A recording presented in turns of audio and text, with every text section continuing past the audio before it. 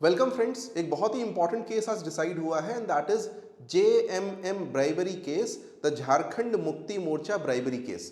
तो ये केस आपके एग्जाम के लिए बहुत इंपॉर्टेंट है, स्पेशली जिनके लॉ रिलेटेड एग्जाम्स हैं उनके लिए बहुत ही ज़्यादा इंपॉर्टेंट है, बट अदर्स के लिए भी इंपॉर्टेंट है। जानते हैं इसका बैकग्राउंड, इसमें क्या क्या हुआ। और आज का जो लैंडमार्क जजमेंट है, इट्स ए 7 जज बेंच। ऐसा बहुत कम होता है कि सुप्रीम कोर्ट में 7 जज की बेंच बैठती है, इट्स अ लार्ज बेंच।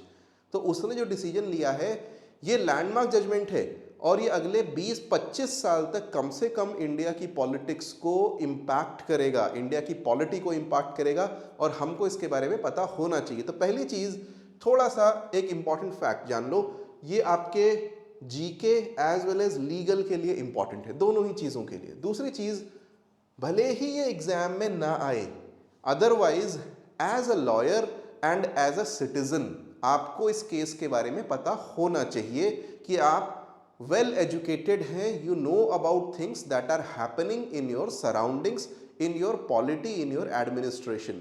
तो शुरू करते हैं। पहली चीज, इसका बैकग्राउंड जानते हैं कि किस बेसिस पे ये केस आखिर लड़ा गया था, और वो बेसिस था आर्टिकल 194(2). अगर आप केवल 194 भी याद रखोगे तो चलेगा, इसके साथ में एक हमेशा याद रखना आर्टिकल, वो है 105। तो 105 और 194 दोनों को ही मिला करके हम बोलते हैं प्रिविलेज। ये प्रिविलेज से रिलेटेड, पार्लियामेंट्री प्रिविलेज से रिलेटेड आर्टिकल्स हैं।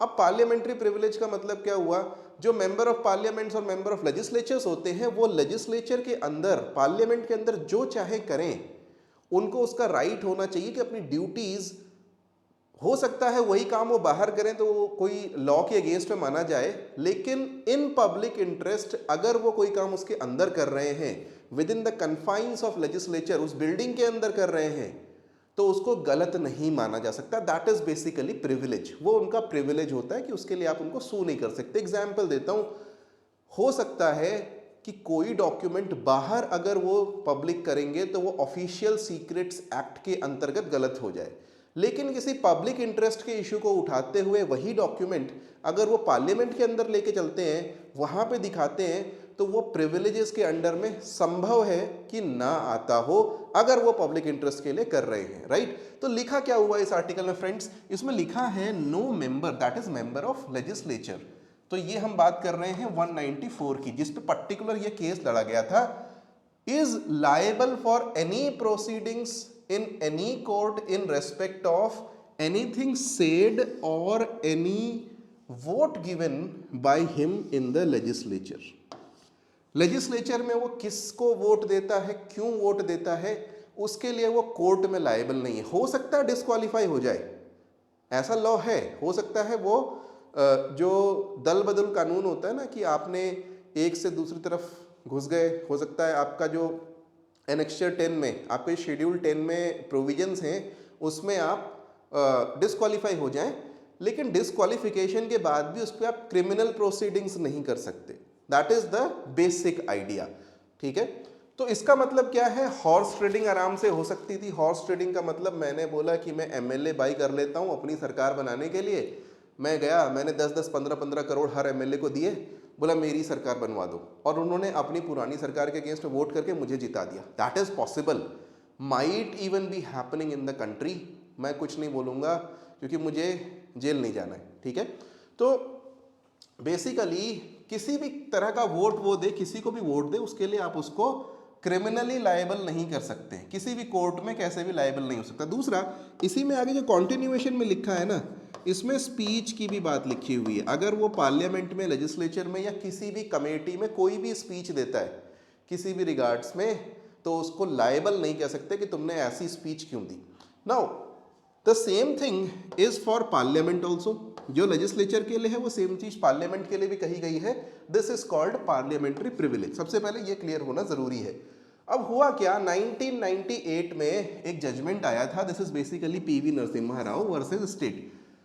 अर्ली 90s में, 1991 में कांग्रेस पार्टी, उसको सरकार बनानी थी, but it was, they didn't have enough MPs, उनके पास इनफ एमपी नहीं थे। आई थिंक 240-250 एमपी थे, 272 सरकार बनाने के लिए चाहिए होते हैं। So what they did was, every good politician does that, they bought some MPs.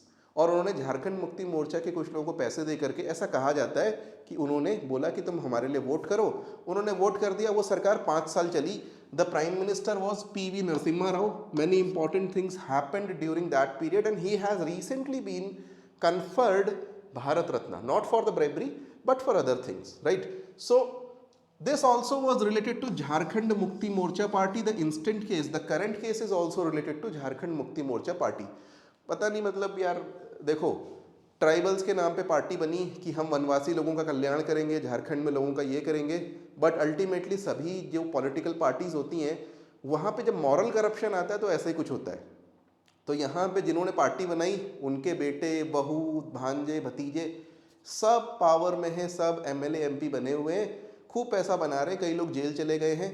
तो जो तब हो रहा था 1990s में, वो 2012 में भी हो रहा था, थोड़ी देर में आपको बताऊंगा इसी पार्टी में। नाउ जजमेंट ये था 1998 में कि इनको क्रिमिनल प्रोसिक्यूशन के अगेंस्ट में इम्यूनिटी है, भले ही उन्होंने वोट पैसे लेकर के डाले हों।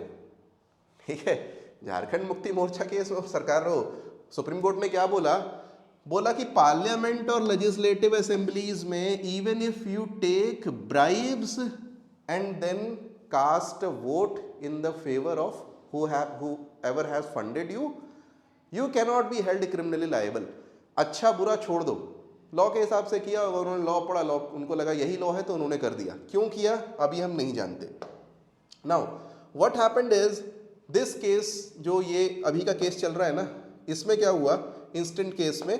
अच्छा बाय द वे, जो हमारी यहाँ पे लैंग्वेज है मैंने लिखा है इंस्टेंट केस, ध्यान रखना ये लीगल लैंग्वेज कुछ ऐसी ही होती है। आपको लगेगा इंग्लिश गलत है, बट मैं भी इसमें कुछ नहीं कर सकता, ऐसे ही बोलते हैं वहाँ पे। तो हुआ क्या, 2012 में राज्यसभा के इलेक्शंस हुए और Sita Soren, who is the wife of Durga Soren who is the son of Mr. Shibu Soren and a brother of Mr. Hemant Soren. So everything in the family, right? Durga Soren जो थी,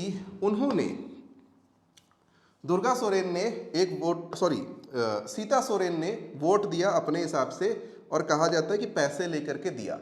ठीक है, सीता सोरेन ने कहा नहीं मैंने पैसे लिए थे, लेकिन ऐसा कुछ नहीं किया कि वोट दिया हो ना दिया हो। दोबारा इलेक्शंस में सीता सोरेन ने अपनी ही पार्टी को वोट दिया, दूसरे को वोट नहीं दिया, and then she spent some time in jail, I think 7-8 months jail में। Currently also she is an MLA, अभी भी MLA है। ठीक है, और उसके बाद से उन्होंने चैलेंज कर दिया ये क्रिमिनल प्रोसीडिंग्स को आर्टिकल 194(2) के अंदर में। बोला कि देखो 1998 में मेरे फादर इन लॉ से रिलेटेड केस था, उसमें तो आपने कुछ नहीं कहा, अब हमें आप क्यों जेल में डाल रहे हो, तो गलत बात है। प्रेसिडेंट नाम की भी तो कोई चीज़ होती है, पुराने केस को देखो उसी के अनुसार तो नया केस बनेगा, प्रेसिडेंट होना चाहिए, राइट। सो सुप्रीम कोर्ट ने बोला कि ठीक है, ये तो बड़ा ही इंपॉर्टेंट केस लगता है, 3 जज की बेंच को दे दिया जाएगा। तो सुप्रीम कोर्ट में जो केसेस होते हैं ना, 1 बेंच, डबल बेंच, उसके बाद से लगता है थोड़ा इंपॉर्टेंट केस तो 3 बेंच, पब्लिक इंपॉर्टेंस का केस है और बेंच को दे दिया। तारीख पे तारीख चलती रही। 2019 में उन्होंने बोला अरे कुछ गड़बड़ी हो गई। गड़बड़ी ये हुई कि झारखंड मुक्ति मोर्चा का जो पुराना केस था वो भी 3 जज का था। उन्होंने बोला इससे तो बड़ी ही बेंच होनी चाहिए, तो उन्होंने 7 जज की बेंच बनाई 2019 में, जिसका नतीजा अब 2014 में आ रहा है। केस कब का है, 2012 का, अब जाकर के उसका रिजल्ट आ रहा है। तारीख पे तारीख चलती रहती है, हमारा जुडिशियल सिस्टम ऐसे ही है। Now the verdict is unanimous 7-0। जो हमारे चीफ जस्टिस हैं उस बेंच के अध्यक्ष थे, उसके जो जजमेंट वगैरह उन्होंने ही बताया, और ये आज का जजमेंट है, हैज़ कम ओनली रिसेंटली, एक दो घंटे पहले। और मोदी जी ने बोला कि बड़ा अच्छा जजमेंट है। उन्होंने कहा देखो 194 और 105 के अंडर में ब्राइबरी नहीं आती है। अब ऐसा थोड़ी है कि पार्लियामेंट के अंदर तुम किसी को मतलब ब्राइब लेकर के कहीं वोट डाल दोगे तो वो हम कर देंगे। हो सकता है तुम पाकिस्तान के पक्ष में वोट डाल दो, हो सकता है तुम एंटी नेशनल चीज़ कर दो, बहुत सारी चीज़ें हो सकती हैं। तो हम उसको नहीं मानेंगे कि ब्राइबरी 194 और 105 के अंडर में प्रोटेक्टेड है। It is not your privilege to take bribes and still not be prosecuted, this is something morally wrong. ठीक है, तो उन्होंने बोला कि देखो ये जो पूरा का पूरा प्रिविलेज दिया गया है ना, वो क्यों दिया गया है? The purpose of this privilege is कि आप अपना काम ढंग से कर सके, ठीक है? और ढंग से कर सके मतलब you have to do whatever is essential for fulfilling your duties, न कि क्राइम करने के लिए आपको ये प्रिविलेज दिया गया है। तो आपकी जो ड्यूटीज हैं अपने पक्ष के लिए, देश हित में, प्रदेश हित में आप मुद्दे उठाओ ना, उसमें कोई आपको प्रिविलेज, पूरा प्रिविलेज मिलेगा, कोई लाइबिलिटी आपकी नहीं है। लेकिन आप ब्राइबरी कर रहे हो। अच्छा, बाय द वे, यहाँ पे just throwing my hat into this, जो हेट स्पीच है कल की डेट में, उससे भी रिलेटेड मुझे लगता है कि आना चाहिए जजमेंट, कि पार्लियामेंट में खड़ा होकर के कोई स्पीच दे रहा और गालियां देने लगे, ठीक है, किसी पर्टिकुलर कम्युनिटी को, किसी पर्टिकुलर नेता को, वो क्या प्रिविलेज में आना चाहिए या नहीं आना चाहिए? Again that is something that should be decided today, tomorrow और समडे, क्योंकि ये चीज़ें भी हो रही हैं धीरे धीरे पार्लियामेंट में और हमारी लेजिस्लेचर में। नाउ सेम चीज़ स्पीचेस के लिए भी कहा उन्होंने, कहा वोट डालना ब्राइब लेकर के तो गलत है, ब्राइब लेकर के स्पीच देना भी गलत है। यानी अभी जो इंस्टेंट केस हुआ था कुछ समय पहले महुआ मोइत्रा का, सभी ने सुना होगा कि हीरानंदानी के लिए इन्होंने पैसे वैसे लेकर के कुछ स्पीचेस दी थी, तो उससे रिलेटेड भी कुछ बातें यहाँ पे आ गई, तो इस पर भी उसका असर पड़ सकता है। अब देखते हैं क्या पड़ता है। Now it does not matter whether a vote is cast in agreed direction or if the vote is not cast at all। आपने ब्राइब ली, हो सकता है ब्राइब लेकर के भी वोट ना डालो उसको, इंटायरली पॉसिबल। आप डबल गेम खेल गए, पैसे भी कमा लिए और उसका काम भी नहीं किया, या फिर वोटिंग ही नहीं हुई उस इश्यू पे, दैट इज ऑल्सो पॉसिबल। ये भी हो सकता है कि आप वोट लिया, उस दिन एब्सेंट हो गए, जो भी हुआ, मतलब उससे मतलब नहीं है। एक बहुत इंपॉर्टेंट ऑब्जर्वेशन है, लॉ के स्टूडेंट्स के लिए बहुत इंपॉर्टेंट है जानना, वो ये कि bribery is complete, the offence of bribery is complete जैसे ही लेजिस्लेटर ब्राइब एक्सेप्ट कर लेता है। मतलब जिस काम के लिए ब्राइब एक्सेप्ट किया है, वो हो या ना हो, तुमने तो ब्राइब ले ली ना, ब्राइबरी का ऑफेंस कंप्लीट हो गया, यहीं पर तुम क्रिमिनल हो गए।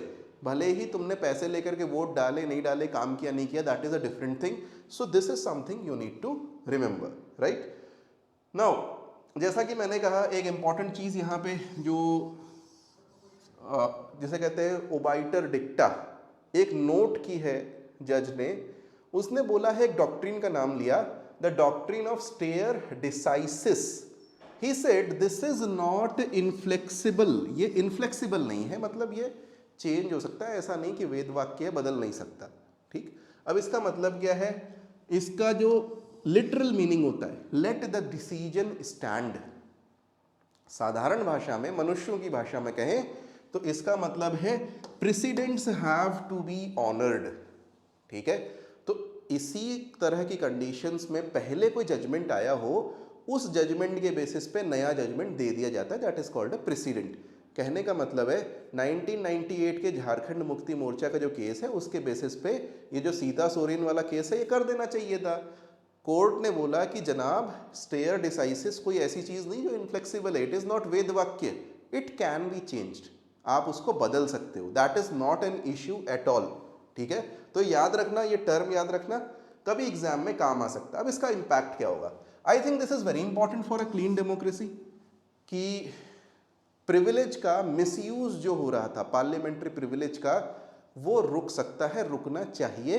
और जैसा कि मैंने कहा, कई और जगहों पे ऐसे जजमेंट्स की आवश्यकता है, so that these behave in a manner befitting a democracy. आप इतने गलत तरीके से बिहेव नहीं कर सकते हैं लेजिस्लेचर के अंदर। Perhaps it will have an effect on this particular case also, that remains to be seen in the future, but I am very happy with the judgement. Okay, so we meet you again. Thank you. Bye bye.